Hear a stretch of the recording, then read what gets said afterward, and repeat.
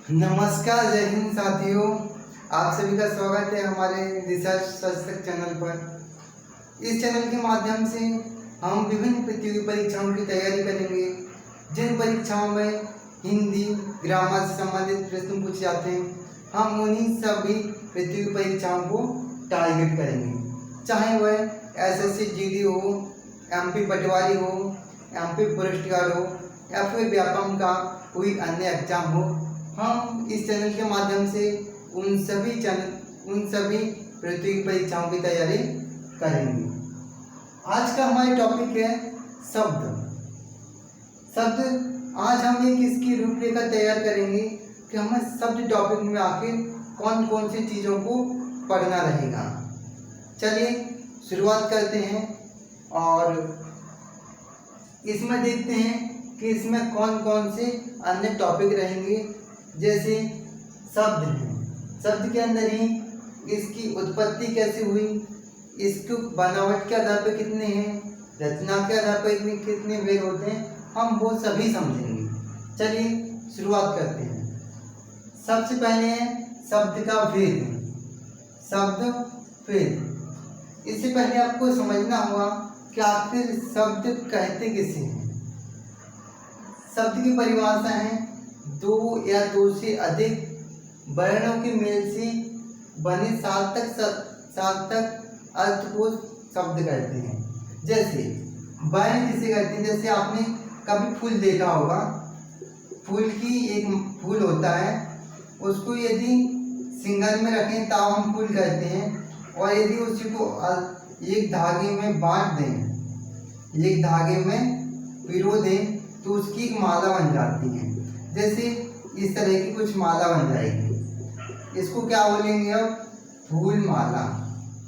जब ये अकेला था तब फूल था, लेकिन इसको एक धागा में क्रम में पिरो दिया तो उसके बाद में ये माला बन गई। वैसे ही वर्णों को ऐसे आ है, बड़ा आ है, इसको एक सार्थक क्रम में रख देंगे तो ये हिंदी वर्णमाला बन जाएगी। इस हिंदी वर्णमाला में 52 वर्ण होते हैं।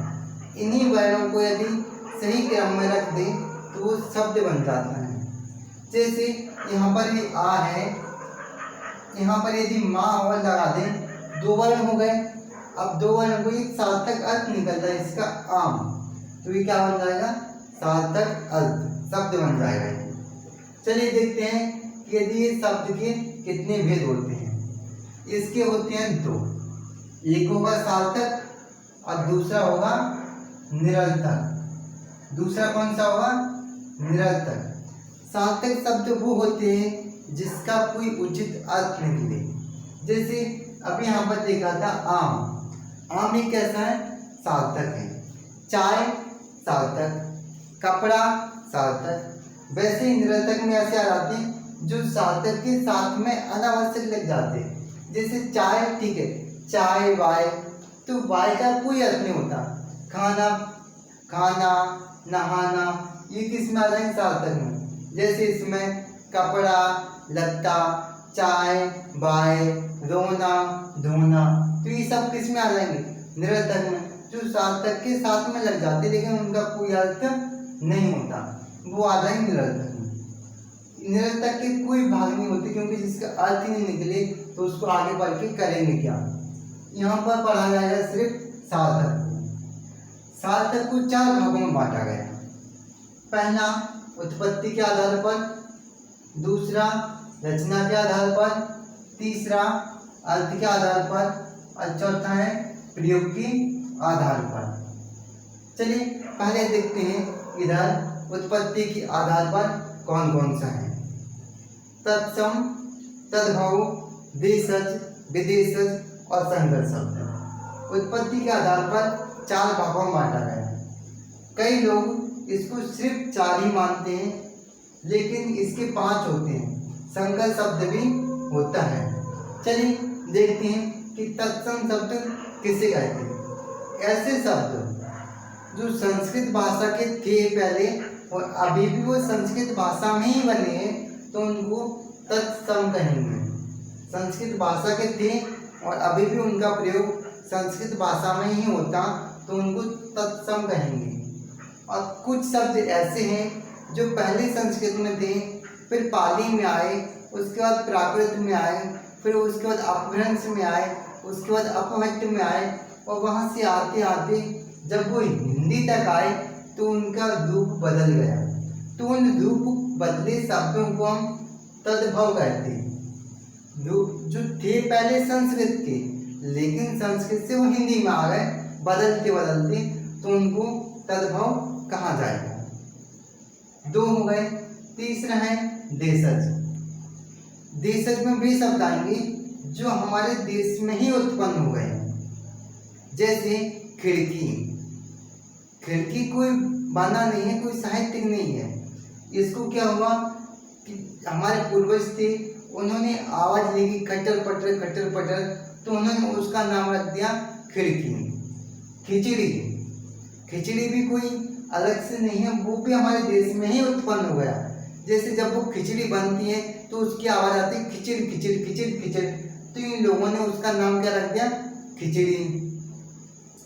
थैला, बैग आएगा, बैग है तो वो आ जाएगा विदेशज में, लेकिन थैला वो हमारा देसी है तो किस में आ जाएगा, वो देशज शब्दों में। ठीक, ऐसे शब्द जिनकी उत्पत्ति हमारे ही देश में हुई उनको हम देशज शब्द कहेंगे।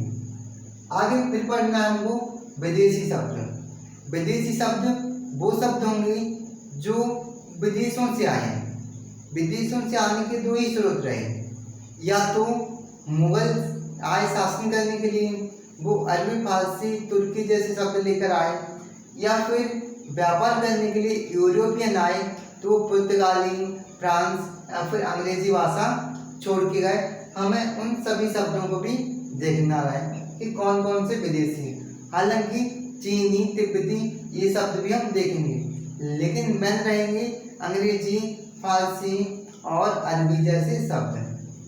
उसके बाद है पांचवा भाग इसका संकर। संकर वो शब्द होते इनमें से किसी एक का नहीं है, इनमें से किसी दो का मिला देने के बाद में जो शब्द बनता है उसको संकर बोल देते हैं। जैसे रेल, रेल इंग्लिश भाषा का शब्द है। गाड़ी, गाड़ी हिंदी भाषा का शब्द है। तो रेल और गाड़ी इन दोनों को मिला देंगे तो बन जाएगा रेलगाड़ी। रेलगाड़ी बनेगा तो वो संकर में आ जाएगा। तो कैसा बन जाएगा, संकर में हो जाएगा। चलिए, तत्सम में वो शब्द आएंगे जो संस्कृत भाषा के हैं। संस्कृत तत्सम में वो आएंगे जो संस्कृत के हैं। तद्भव में वो आएंगे जो संस्कृत से आते आते उनका रूप बदल गया, अब वो तद्भव हिंदी में आ गए तो उनको तद्भव कहेंगे। देशज में ऐसे शब्द आएंगे जिनकी उत्पत्ति हमारे ही देश में आई तो वो देशज हो जाएंगे। विदेशज शब्द वो होंगे जो विदेशों से आए हैं, चाहे वह किसी भी देश से आए, अरबी हो, फारसी हो, चीनी हो, अंग्रेजी हो, वो सभी विदेशी होंगे जो अपने देश में नहीं आए। संकर शब्द वो होंगे जो दो भाषाओं के संयोग से बनेंगे, वो शब्द संकर होंगे। जैसे अभी एक मैंने एग्जांपल दिया था, रेल प्लस गाड़ी बराबर रेलगाड़ी। तो रेल इंग्लिश का है, गाड़ी हिंदी का है, दोनों को मिलाकर संकर शब्द बन जाएंगे। ये तो थी हमारे उत्पत्ति के आधार पर कि जो शब्द आज हम पढ़ते हैं उनकी आखिर उत्पत्ति हुई कहाँ से है। उसके बाद है रचना के आधार पर कि इनका निर्माण हुआ कैसे, आखिर शब्दों का निर्माण कैसे होता है। चलिए इसको भी देख लेते हैं। इसमें पहला है ऋण शब्द। कौन सा, ऋण शब्द। ऋण शब्द ऐसे शब्द होते हैं इनकी खंड नहीं किए जा सकते, जैसे हैं वैसे ही रहेंगे। यदि इनकी खंड कर भी दें तो उनका कोई सार्थक अर्थ नहीं निकलेगा। जैसे यहाँ पर एक पेड़ है, पेड़ की यदि मैं चाहूँ कि इसकी दो खंड कर दूं तो कर तो सकता हूँ, ऐसे जैसे पे प्लस रे बराबर पेड़। तो करने को तो कर दिया, ना तो पे का अर्थ निकल रहा है कोई, ना कोई अर्थ रे का निकल रहा है। तो ऐसे शब्द जिनके खंड करने पर अर्थ नहीं निकलता उन शब्दों को हम लूण शब्द कहते हैं। ऐसे शब्द जिनके खंड करने पर अर्थ नहीं निकले उनको लूण शब्द कहते हैं। उसके बाद है यौगिक शब्द। यौगिक शब्दों के दो खंड किए जा सकते हैं और उसके बाद एक अर्थ भी निकलेगा। जैसे एक एग्जाम्पल देखते हैं, प्रधान,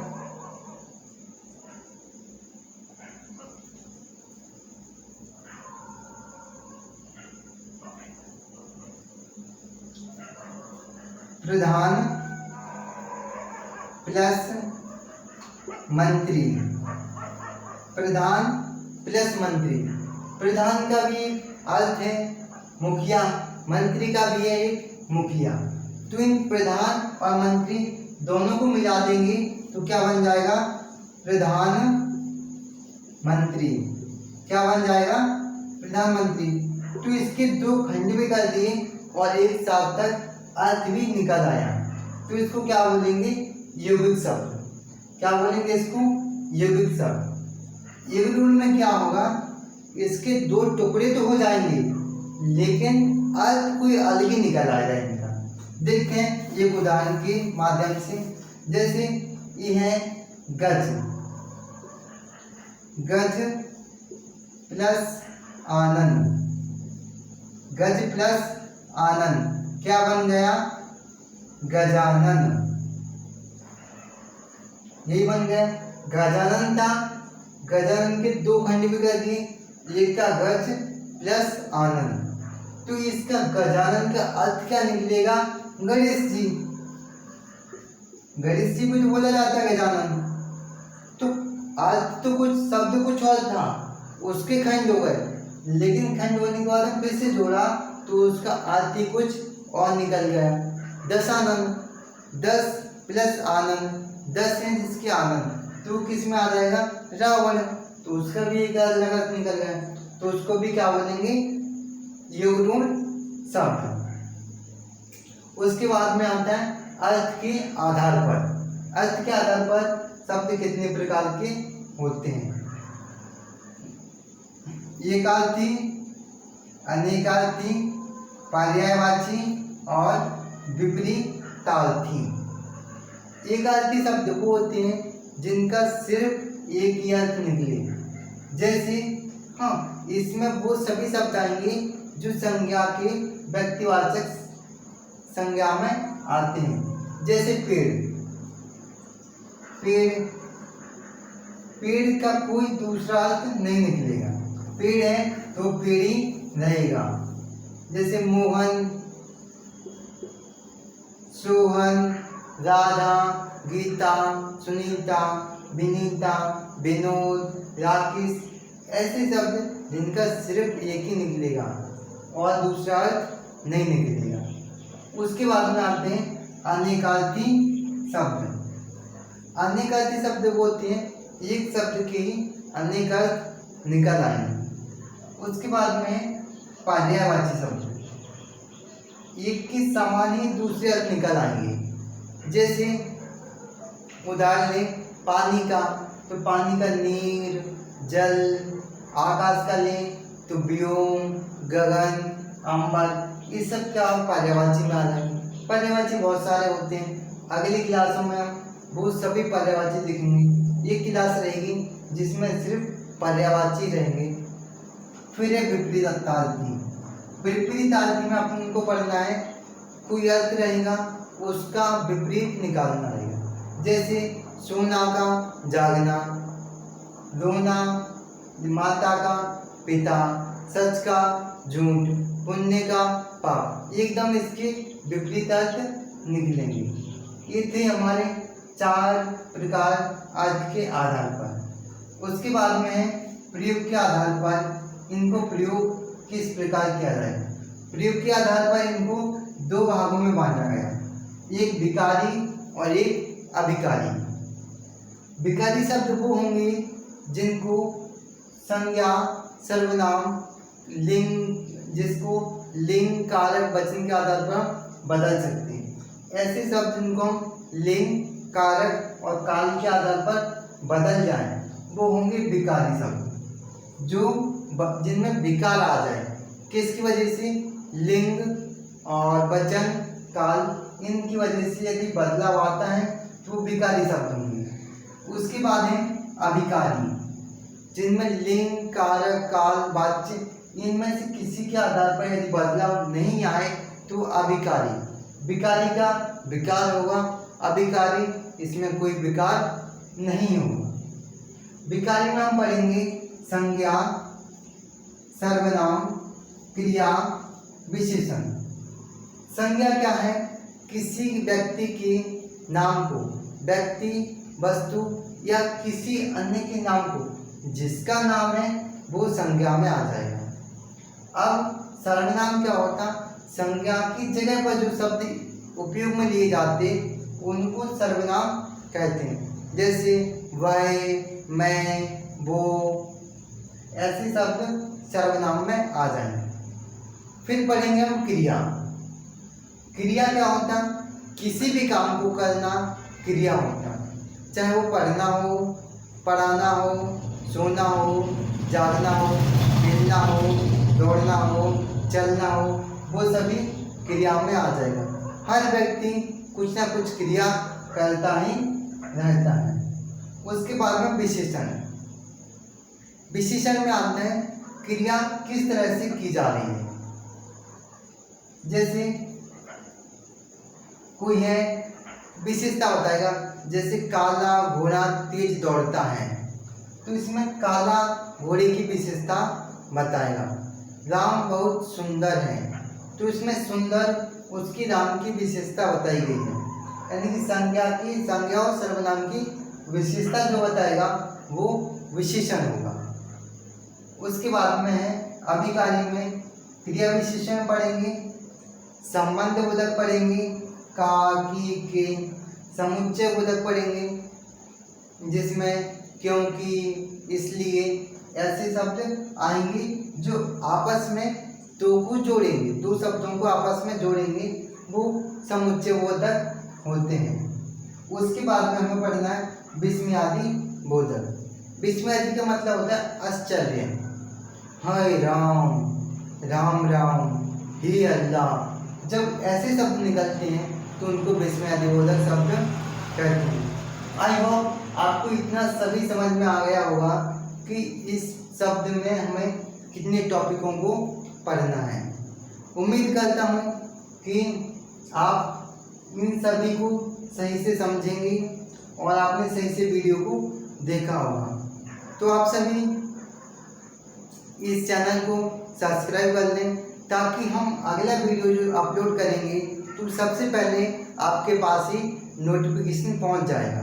आपको सर्च करने की आवश्यकता नहीं रहेगी। जय हिंद, जय भारत।